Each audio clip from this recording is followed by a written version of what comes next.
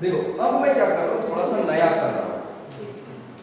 अब क्या नया कर रहा हूँ, अब वेज को फिक्स नहीं रखते। अब क्या बोल रहा हूँ मैं, वेज को फिक्स नहीं रखता, लेकिन हाँ ये जरूर है कि वेज यहाँ पर फ्रिक्शनलेस सरफेस पर है ना। अरे ये सब नहीं कर रहा, all surfaces are smooth, all surfaces are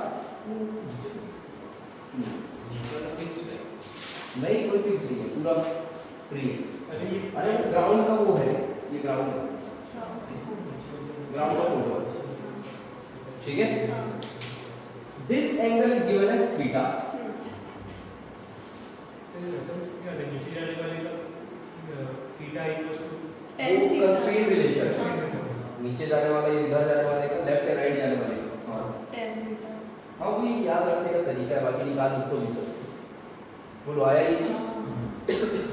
मैं बोलता हूँ कि यहाँ से एक m मास के बॉल को मैं किसी v0 वेलोसिटी से फेंका और वो आके इससे टकराया और ऐसा टकराया कि वर्टिकल हो गया।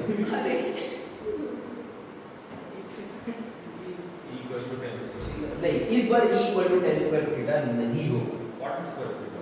अब पगला ये क्या, जैसे ही पड़ेगा तुम्हारा वेज भी मूव करने लगेगा।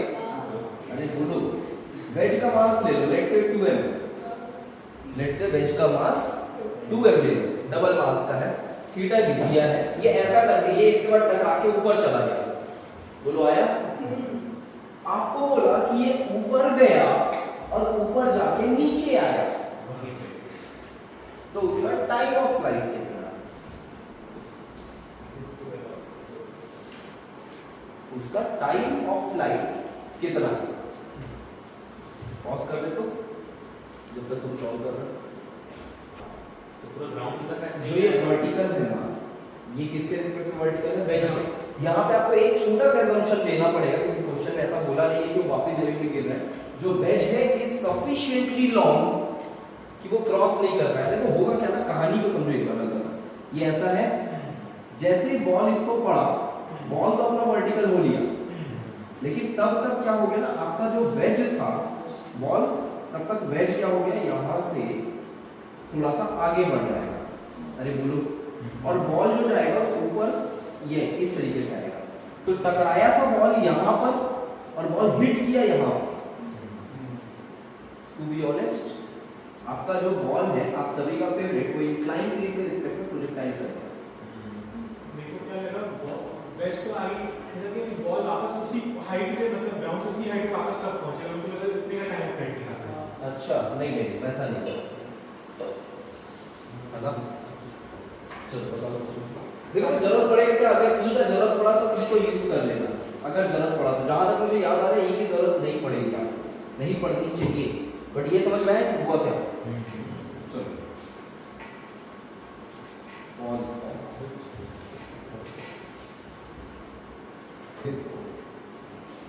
समझ रहे ना। मेरे ख्याल से जो चीज आप लोग अभी तक कर चुके होंगे उसके ऊपर बात करते हैं।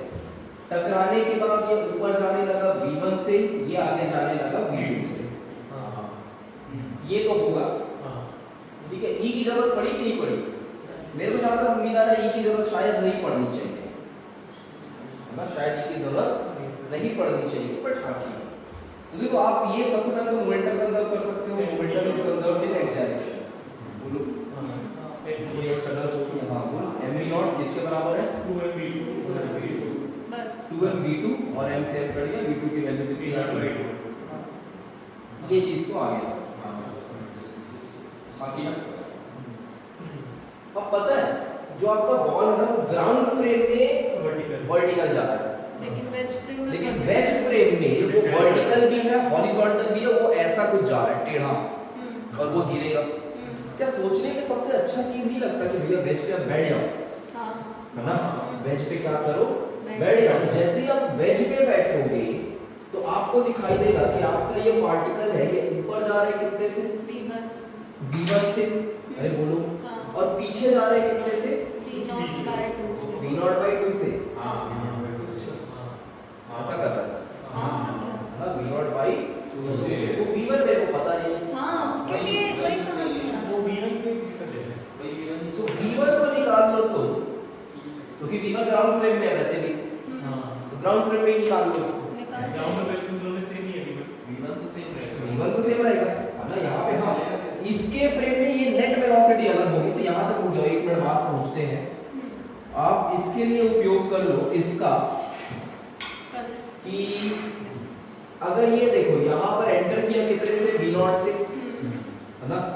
ये एंगल अगर थीटा है तो ये एंगल भी थीटा हो जाएगा, बोलो। तो इधर क्या आएगा, v0 का cos थीटा, और इधर क्या आएगा v0 का sin थीटा। बदलेगा कौन, साइन। बदलेगा कौन, साइन। कौन नहीं बदलेगा, cos। तो सर आफ्टर टकराने के बाद आप बोल रहे हो कि ये ऊपर जा रहा है कितने से, v1 से। अरे बोलो, नहीं बात करोगे ना, गुस्सा क्यों भाई, अरे बोलो यार। क्या ये थीटा है तो ये भी थीटा होगा, तो ऊपर क्या आएगा, और इधर v1 का sin थीटा, हाँ कि ना। तो पक्का v1 का sin थीटा किसके बराबर आना चाहिए, v1 के sin थीटा को बराबर होना चाहिए v0 के cos थीटा के, या v1 पक्का होना चाहिए v0 का cot थीटा। आया कि नहीं, हो गया। जैसे ये दोनों आ गए तो आपका सवाल खत्म हो गया। आपका सवाल सिंपली अब ये घटिया समझ गया ना कि आपके पास एक वेज है, ऊपर कितना है वेलोसिटी ग्राउंड फ्रेम में, v0 cot थीटा, और इधर क्या है v0/2, हाँ कि ना। तो सर इंक्लाइन प्लेन को कैसे सॉल्व करते हैं हम लोग, उसके रिस्पेक्ट में x y डायरेक्शन में वेलोसिटी Yes. इसको हम लोग इसके रिस्पेक्ट में देखते हैं, x डैश y डैश में रिवॉल्व करते हैं, है ना। तो अरे ना थीटा पता है, थीटा पता है भाई, थीटा कैसे नहीं पता, ये और ये, तो अगर ये वाला मेरा थीटा है तो ये थीटा होगा और ये थीटा होगा, बोलो।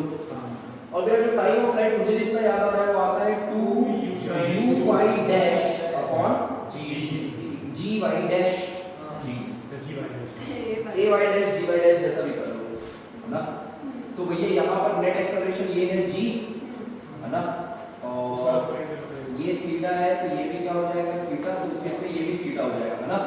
इधर आया g का sin थीटा, सॉरी g का sin थीटा, बिल्कुल सही बात। तो यहाँ पर मेरा कहाँ cos थीटा, अपने का पर cos थीटा नीचे वाले एक्सेलरेशन लेकिन राइट प्लेन का, हाँ ये क्या होगा g का cos थीटा। तो a y डैश कितना आने वाला है, g का cos थीटा। अकॉर्डिंगली हमने इसको x डैश डायरेक्शन मान लिया और इसको y डैश डायरेक्शन मान लिया। तो अपने को टाइम ऑफ फ्लाइट ऑलरेडी आता है ये बात, होपफुली आपको याद होगा ये। और अब ये ऊपर में लिख लो 2 times of u y dash, चलिए u y डैश बोलो v0 का sin theta, v0/2 sin theta plus sin theta plus v0 cot theta cos theta, cos तो स्क्वायर इसको cos बाय sin लिख दो ना, square theta by sin, cos square theta by sin theta. अरे यार आपको कट जाएगा, मेरे को लगा था कट जाएगा, बट ठीक है। ये है सर। एक सेकंड, ये थोड़ा सा अच्छा आ सकता है एलसीएम लेने के बाद। हाँ, sin square theta plus cos LCM लेने के बाद नहीं दिख रहा है तुमको, देखा देखा हाँ करता हूँ 2 बाई कितना g cos थीटा, अरे बोलो। और यहाँ पर मेरे पास आया v0/2, अगर देखोगे तो sin स्क्वायर थीटा, अरे बोलो sin स्क्वायर हाँ sin स्क्वायर प्लस 2v0 का स्क्वायर cos स्क्वायर थीटा, देखो। हाँ कुछ दिख और नीचे में यहाँ पर एक और cos थीटा, sin थीटा। इसको डिवाइड करते हैं, v0 का स्क्वायर